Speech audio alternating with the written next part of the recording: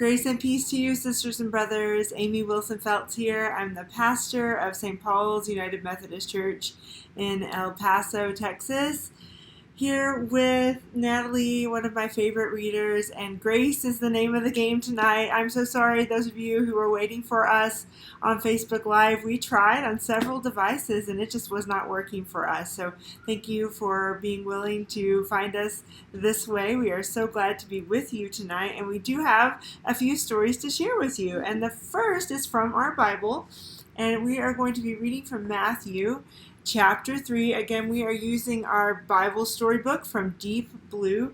Natalie, I have a question for you. Did you know that our God is three and also one? Yeah. Yeah? What's that called? Do you remember? It's called the Trinity. The Trinity is the way that we talk about God being three and one all at the same time. It's kind of a confusing concept. We don't see the word Trinity in the Bible as such, but we see descriptions of God, of Jesus, and of the Holy Spirit. And there are really great stories about how God, Jesus, and the Holy Spirit work together. And so Matthew chapter 3 is one of those when Jesus is baptized. And we talked last week, Natalie, about when you were baptized on Mother's Day. Augie was baptized on Easter Sunday one year, and Olivia was just baptized on Christmas Eve. And so baptism is a way that we remember that we are the children of God. We are part of the family of God, and even Jesus was baptized. And so let's read this story and listen for the ways that we hear God talked about as three and also one. Okay? When Jesus grew up and was ready to begin his ministry, he went to the Jordan River to see John the Baptizer, or John the Baptist. John was actually a relative of Jesus. John was baptizing people in the river. Jesus asked John to baptize him, but John tried to stop him and said, "I need to be baptized by you instead." So here they are. John is baptizing people in the Jordan River, and Jesus goes to John and says, "I want to be baptized too." Jesus said to John, "Please baptize me. It's important for my ministry." So John agreed to baptize Jesus. When Jesus came up out of the water, this is the really cool part. When Jesus came up out of the water, the heavens opened up to him, and he saw the Spirit of God come down on him like a dove. And the voice from heaven said, "This is my son, I love him. In him I am well pleased," or "In him I am very happy." So here we see Jesus, right? We see the voice of God. We hear the voice of God.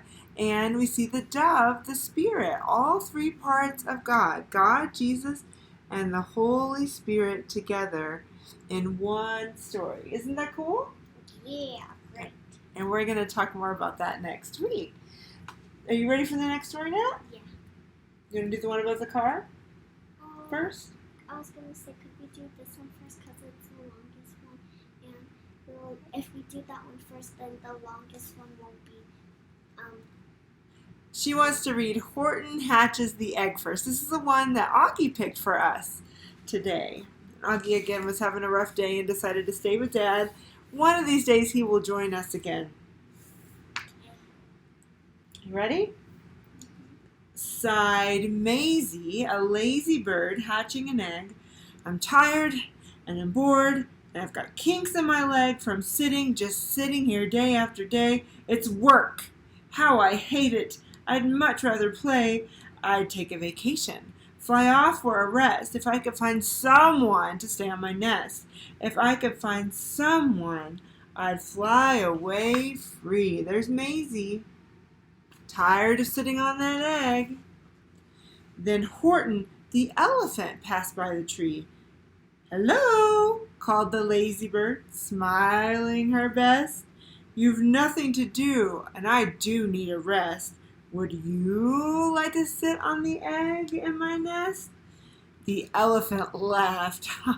"Why, of all the silly things, I haven't feathers, I haven't wings. Me on your egg? Why, that doesn't make sense. Your egg is so small, ma'am, and I am so immense." What's immense mean? That means they're so more bigger. So more bigger. That's right. Very, very big. "Tut, tut," answered Maisie. I know you're not small, but I'm sure you can do it. No trouble at all. Just sit on it softly. You're gentle and kind. Even if you did, it would still break this and it would squish the egg and it would break it. It might. Let's read. Come, be a good fellow. I know you won't mind. I can't, said the elephant. Please, begged the bird. I won't be gone long, sir. I give you my word. I'll hurry right back. Well, I'll never be missed. Here's Maisie and Horton talking about the nest. Very well, said the elephant. Since you insist you want a vacation, go fly off and take it. I'll sit on your egg and I'll try not to break it. I'll stay and be faithful. I mean what I say. Toodaloo! Sang out Maisie and fluttered away. She didn't even wait to see if he could sit on that egg, did she? She just flew away. Can we sit back just a little bit? Okay, there we go. The first thing to do, murmured Horton. Let's see. The first thing to do is prop up this tree and make it much stronger. This has to be done before I get on it. I must weigh a ton. So here Horton is trying to prop up the tree to make it stronger so he can sit on the egg. Have you ever heard of an elephant sitting on an egg? No, an elephant's a mammal, right? They don't lay eggs. Then carefully, tenderly, gently, he crept up the trunk to the nest where the little egg slept. Look, oh, so careful. Tiptoeing up on the tree. Well, it's good that you're tiptoeing on the tree so that you don't fall. And the other thing, it's good that you're tiptoeing because the babies are sick. Then Horton the elephant smiled. Now that's that. And he sat and he sat and he sat and he sat. That's right. There's Horton sitting on that tree. And he sat all that day and he kept the egg warm and he sat all that night through a terrible storm. It poured and it lightened, it thundered, it rumbled. This isn't much fun, the poor elephant grumbled. I wish he'd come back, 'cause I'm cold and I'm wet. I hope that Maisie bird doesn't forget. Oh my, look at that storm. Cold, wet, alone, and still Horton stayed on that egg, on that nest. But Maisie, by this time, was far beyond reach, enjoying the sunshine way off in Palm Beach and having such fun, such a wonderful rest. She decided she'd never go back to her nest. Uh-oh. That's not good. Because when her baby hatches, she'll think it's an elephant and she'll cry because she won't know what it needs and then the bird's gonna miss it and then she's Let's find going out back what up. happens. That could happen. You're right. Let's find out. So Horton kept sitting there day after day, and soon it was autumn. That's fall, right? Soon it was autumn and the leaves blew away, and then came winter and the snow and the sleet, and icicles hung from his trunk and his feet. But Horton kept sitting and said with a sneeze, I'll stay on this egg and I won't let it freeze. I mean what I said, and I said what I meant. An elephant's faithful 100%. What does 100% mean? 100% means that you're so cool. Yes, and so faithful, right? 100% means all the way. So poor Horton sat there the whole winter through, and then came the springtime with troubles anew. His friends gathered round and they shouted with glee, Look, Horton the elephant's up in a tree. They taunted, they teased him, they yelled, How absurd! Old Horton the elephant thinks he's a bird. Oh, poor Horton. They're making fun of him. Oh, that's not kind, is it? No. They laughed, and then they all ran away, and Horton was lonely. He wanted to play, but he sat on the egg, and he continued to say, I meant what I said, and I said what I meant. An elephant's faithful 100%. So they all laughed and ran away, but Horton stayed on that nest because he's faithful 100%. No matter what happens, this egg must be tended. Poor Horton's troubles were far, far from ended. For while Horton sat there so faithful and kind, 3 hunters came sneaking up softly behind. Oh no, now there are hunters? Oh my goodness. I don't know, let's find out. He heard the men's footstep. He turned with a start. 3 rifles were aiming right straight at his heart. Oh my goodness, this is getting scary. I'm not looking. Oh. You're not looking, but you have to. Did he run? He did not. Horton stayed on that nest. He held his head high, he threw out his chest, and he looked at the hunters as much as to say, shoot if you must, but I won't run away. I meant what I said, and I said what I meant. An elephant's faithful 100%. Look at him staring down those hunters. He's not moving. He's going to stay with that egg. But the men didn't shoot. Much to Horton's surprise, they dropped their guns and they stared with wide eyes. Look, they all shouted, can this be such a thing? An elephant sitting on top of the tree. Oh my goodness. No, they're wondering. It's strange, they said. It's amazing. It's wonderful. It's new. Don't shoot him. We'll catch him. That's just what we'll do. Uh-oh. Let's take him alive. Why, that's terribly funny. We'll sell him back home to a circus for money. Things are getting bad again. Oh no, what is going to happen? And the first thing he knew, they had built a big wagon with ropes on the front for the pullers to drag on. And they dug up his tree and they put it inside, with Horton so sad he practically cried. We're off, the men shouted, and off they all went with Horton unhappy. 100%. Oh no. Up out of the jungle, up into the sky, up over the mountains, bless you, 10,000 feet high. Then down, down the mountains, and down to the sea went the cart with the elephant, egg, nest, and tree. Oh my. Okay. Then out of the wagon and onto the ship, out over the ocean, and oh, what a trip. Rolling and tossing and splash with the spray. What's going to happen, Dad? And Horton said day after day after day, say it with me, I meant what I said and I said what I meant, but oh, I am seasick 100%. Oh no, now he's seasick. What's going to happen now? I think he's going to get sick. After bobbing around for 2 weeks like a cork, they landed at last in the town of New York. All ashore, the men shouted, and down with a lurch went Horton the elephant, still on his perch, tied onto a board that could just barely hold him. Bump! Horton landed, and then the men sold him. Oh no, they're in New York City, and he just got sold. Just got sold.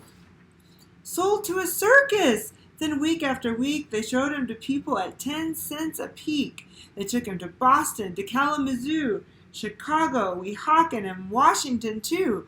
Dayton, Ohio, St. Paul, Minnesota, Wichita, Kansas, Drake, North Dakota, and everywhere. Thousands of folks flocked to see an elephant up in the tree. Poor Horton grew sadder the farther he went, but he said, as he sat on the hot, noisy tent, I meant what I said, and I said what I meant, an elephant's faithful 100%. Then one day, the circus show happened to reach a town way down south, not so far from Palm Beach, and dawdling a long way up high in the sky, who of all people should chance to fly by but that old good-for-nothing bird runaway Maisie, still on vacation and still just as lazy, and spying the flags and the tents just below, she sang, What fun! Why, I'll go to the show. So Maisie is still in Palm Beach, and now Horton is there too. And she swooped from the clouds through an open tent door. Good gracious, gasped Maisie. I've seen you before. Poor Horton looked up with his face white as chalk.